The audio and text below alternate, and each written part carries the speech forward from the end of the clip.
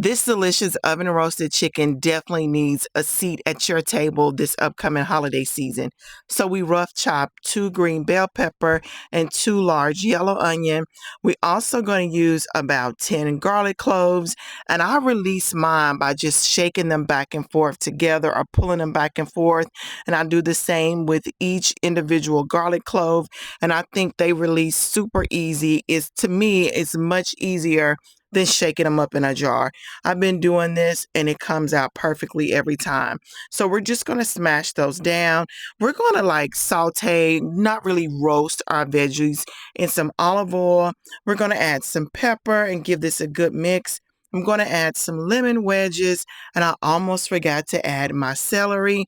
We're just going to mix this well until it gets a nice toasting on it.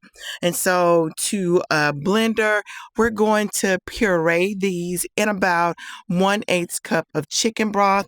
Now, this is what we're going to lather over our chicken once we get this all nice and combined. It smells so good in my house. So we have like a medium-sized chicken. We're going to open this up, and I'm just using a large bowl to just pour all of those juices in as I open them out of the package. Now, we're going to open her up and we're going to remove all of her lady parts, the liver, the lungs, the heart, whatever's in there. I don't know. I don't make giblet gravy, so I don't keep up with what's in there. If you make giblet gravy, then you can keep that. Now, I'm a little OCD when it comes to my chicken. All of those little fat pieces and her little tail, cutting them off, okay? Those little yellow caps at the end of her feet, cutting them off. The little feathers that are along her wings, cutting them off. And I'm going to scrape every inch of her body to get rid of any little feathers. There's also a fingernail on her wing. If you didn't know that, I cut that off as well. Now I'm going to scrape every little bit of her body. We're going to remove every feather.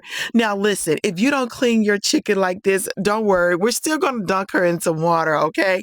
So we're scraping everything off. But if y'all could see my knife, you would want to do the same.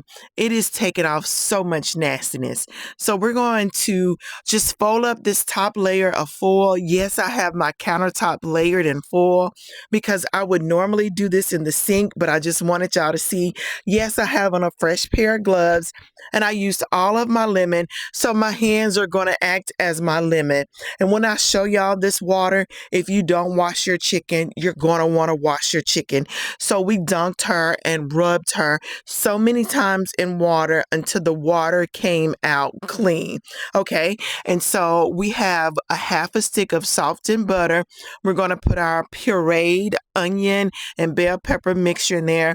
We have some Kinder's all-purpose seasoning, some black pepper, some smoked paprika, some onion powder, and some garlic powder. We're going to give this a good mix, and we are going to lather our chicken in this mixture. Now, we got to give her a good pat dry just to make sure she's completely dry. Okay, we're not going to add any olive oil or anything to her. So we're going to raise her skin, and we're going to take our fingers and gently separate her skin from her body. Okay, now we're going to take that mixture and just go under the skin because we want our chicken nice and juicy, and we want all of that flavor under her skin as well. And I take my fingers and I push it up to the top of the chicken to make sure that every surface is covered.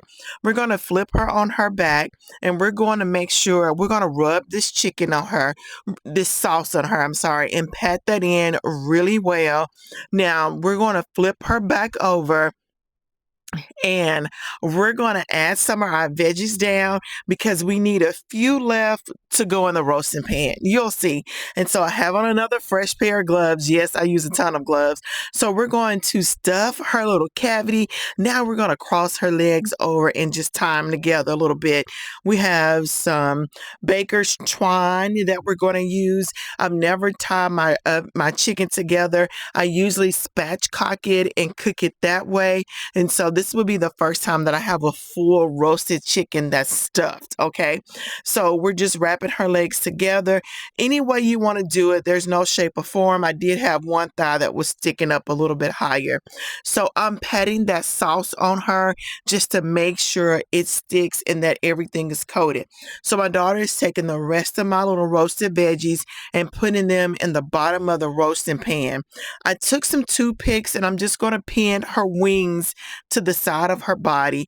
Now, I needed my larger ones because these did come loose in the baking process.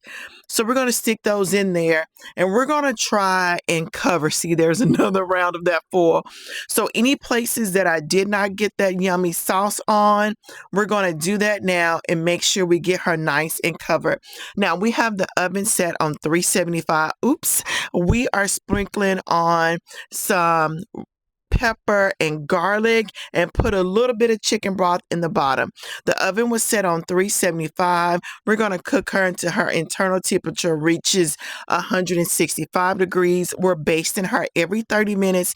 And yes, we made sure to clean our surface so that it's nice and clean for the next meal.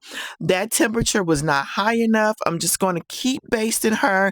And now that she's fully cooked, we're going to put her over on a nice serving tray, like carefully. Honey, this chicken is good, nice and tender. Some of those veggies that are at the bottom, I'm just going to take a little bit and place those around the end. When I tell you, she will be perfect for your upcoming holiday dinner. This was so yummy. Follow and subscribe.